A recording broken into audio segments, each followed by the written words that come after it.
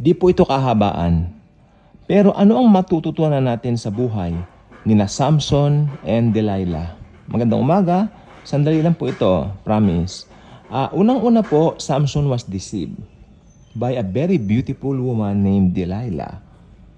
So, ang makikita po natin dito is yung mga sikreto na pang Diyos o pang Panginoon lang na ito ay kanyang iginawad sa kanya, hindi ba, bago siya ipanganak. Alam niyo po niya si Samson, isa pong Nazarite. Pag sinabing Nazarite, hindi iinom ng alak, hindi magpapaputol ng buhok. Pero ang pinaka basihan ng pagiging Nazarite niya o Nazarene o Nazareno ay ang hindi magpaputol ng buhok. Okay? Sapagkat pag pinaputol niya ang buhok niya, sabi nga nila, maaalis ang kanyang kalakasan. Pero ang problema po nito was this. Kinukulit siya ng isang babaeng nagngangalang Delilah. Si Delilah po ay taga Zorek. Isa po siya napakagandang babae. Ako naniniwala po ako maski yung pinakamagandang mga artista ngayon dito, pag samasamahin naman, walang papantay sa ganda nitong si Delilah. Ayon sa mga scholars, isa si Delilah sa pinakamagandang babaeng nabuhay sa balat ng lupa. At siya po ang may kamandag ng kagandahan, ano? At siya po ay mapanlin lang. Kaya itong si Samson ay nabihag nitong napakagandang babaeng ito. Probably around 18 years old, itong si Delilah. Siyempre, sila bang di maaakit sa kagandahan na yan? At yung sikreto, ito nakakalungkot. Yung mga bagay na pang Diyos, yung mga bagay na ipinangako ng Diyos sa kanya, na siya ibibigyan ng kalakasan. Kasi po si Samson ay isa pong hukom. Tandaan po natin, pag sinabing hukom, siya po ang itinalaga ng Panginoon upang, pangunahan ng bansang Israel. Pero dahil sa isang kamandag ng babaeng napakaganda na si Delilah, nakalimutan niya ang kanyang tungkulin. Ito po ang Old Testament. Sa Old Testament, pagka ikaw ay sumunod sa Diyos, pagpapalain ka. Pero may application din ba ito sa New Covenant? Meron po. Hindi nga rin po ukol sa pagsunod, pero sa isip po natin. Mamaya papaliwanag natin. Itong si Samson po ay na-deceive. Nung una, ayaw niyang sabihin, di ba? Nilinlangan niya itong si Delilah for how many times? 2 beses. Pero nung pangatlo, anong ginawa niya? Binanggit niya na, ever since I was a little kid, hindi ako naputulan ng buhok, sabi niya. Pero, kapag pinutol ang aking buhok, iiwanan ako ng aking kalakasan, sabi niya. At nasabi ng Biblia, naramdaman ni Delilah na nagsasabi na siya ng totoo sa pagkakataong ito. And the rest was history. Delilah called the Philistines and cut off his hair. At siya po ay binihag. Binulag pa ang kanyang mga mata. Nakita niyo po nangyari? Binulag ang kanyang mga mata at siya po ay kinulong, ginawa nilang bihag. Until isang araw dumating yung pagdiriwang ng kanilang Diyos-Diyosan na si Dagon. Ito nga po ay kanilang ipagdiriwang yung Diyos-Diyosan na si Dagon. Naniniwala po ang marami na si Dagon, ang itsura nito para siyang dog, para siyang aso na malaki na aso, para siyang big dog na malaking asong ang tawag dito? Naka-display. Alam niyo mga altar ngayon parang gano'n. Kaya lang aso na gano'n, na kulay tanso. Malaki po yon. At itong si Dagon, sabi ng mga ibang Bible scholars, ito pong si Dagon ay kasing laki ng templo. Ganun po kalaki si Dagon. Malaki yung yung imahin na yan. So, talagang sinasamba nila yan, no? At nung magkakaroon sila ng pagdiriwang kay Dagon, sabi nila, ilabas naman natin ang ating kaaway at nang mapagtripan natin. Nahulog siya, itong sabi ng iba, nahulog siya sa ating mga kamay dahil sa kamay ng isang babae, si Delilah. Ngayon. So the rest was history. Alam naman natin ang nangyari. Nung marinig ni Samson na meron palang 2 haligi, yung bulwagan na yon, yung malaking lugar na yon, templo.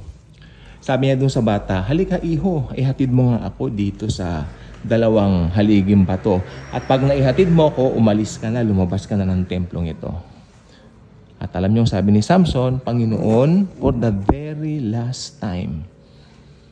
Sabi niya gano'n, Lord, for the very last time, Give me back my strength and let me die with my enemies. Let me die with the Philistines. One more chance. And the Lord gave him that one more chance. At siya po ay namatay sa pamamagitan ng pagguho niya mismo sa templo na kinalalagyan ng 3,000 Pilisteo at Pilistea. Patay silang lahat, including Samson and Delilah. Patay din si Delilah, nandun siya, natural. Ano pong makikita nating lesson dito sa kwentong malungkot na ito? Unang-una, under the new covenant, maski mainit ka pa sa Panginoon, meron pa rin distraction. Either love life, halimbawa, Kristiyano kang mainit, magpapadala si Satan ng hindi mananampalataya na babae o lalaki na gwapo o maganda para i-distract ka. Problema yan nung isang kasamahan namin dati.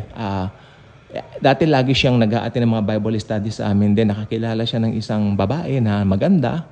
Parang hindi na siya nag-a-attend. At nawindang po ang buhay niya. Ngayon, ang tanong ko lang, totoo kayang tumanggap siya sa iyo, Lord? Baka hindi.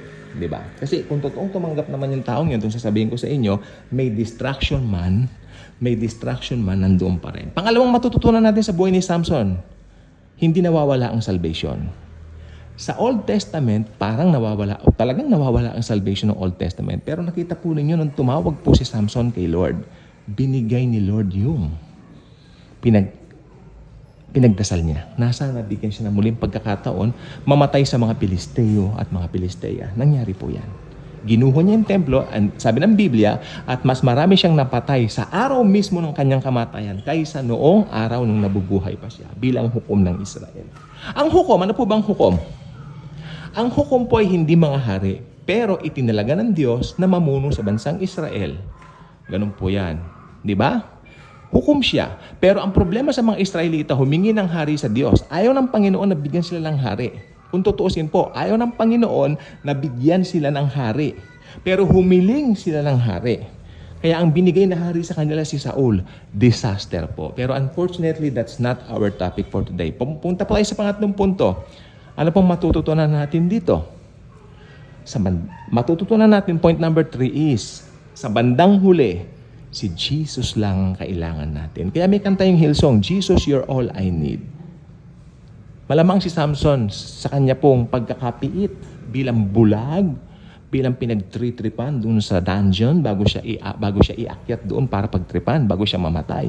Napagtanto niya na ang Panginoong Jesus lang ang tanging kailangan niya. Hindi ang anuman, kasi nalinlang siya kasi malakas siya, matipuno, magwapo siya, gusto siya ng mga babae. So nalinlang siya ng kanyang kakisigan, kagwapuhan at kakayanan. Nakalimutan niya na yung kanyang kakayanan ay galing sa Diyos. Meron po akong lilinawin po sa inyo. Nung ako po'y bata, especially sa mga Bible schools, sa mga mga Sunday schools, we were being taught na yung kalakasan daw ni Samson nasa buhok niya. Ngayon, i-review ko po yan, mali po yan. Ang kalakasan po ni Samson wala sa buhok niya, kundi na kay Lord Jesus Christ. Amen. Yung buhok lang niya ang palatandaan na siya ay Nazareno, siya ay Nazarite. Hanggang doon lang po yun. Anything than that, I don't think so, na meron pa pong ibang kaakibat yan na explanation. Only Jesus alone is the strength of this man, Samson. So, ang makikita po natin dito ngayon ay nalinlang siya ni Delilah. Si Delilah ay napakagandang babae. Walang katulad ang kagandahan nito ayon sa mga Bible scholars. Kung nababanggit ang pangalan ni Delilah, maganda talaga. Kaya lang ang problema, itong mga maganda, itong magagwapo, ang ginagamit talaga ng demonyo para linlangin ang mga Kristiyano. Tahasang po po yung sasabihin at babanggitin. May kasamahan kaming ganyan dati. Sinasabi ko na po at ito po ay nalinlang. No? Hindi ko po alam ano na po nangyari. Hindi na po nagpatuloy sa gawain ng Lord. Hindi ko nga po alam in the first place, believer nga ba or what? Mas pinili niya yon. Ako, maraming distraction. Lalo na po ngayon malapit ng rapture. Maraming distraction sa daigdig na ito. Kaya bilang mga believers, alam naman natin we are forgiven. We were forgiven once for all time by the blood of the Lamb, the Lord Jesus Christ. Kaya tayo po ay malaya na. Pero ingatan pa rin natin ang mga pangyayari sa ating isipan sapagkat sa isipan dyan umaatake ang diablo. Hindi na po tayo maaatake ng diablo physically at sa puso natin sapagkat Jesus lives in the inside of us. Pero yung mind po natin, nandyan po, yung sa isip natin, dyan siya umaatake sa isip. Amen? Pero kung magfo-focus ka kay Jesus, alam mo na si Jesus lang ang focus mo, alam mo na si Jesus lang ang kailangan mo, tulad ng kanta ng Hillsong, Jesus, you're all I need. Alam mo yan na si Jesus lang ang kailangan mo, hindi ka madidistract ng diablo. Bye-bye.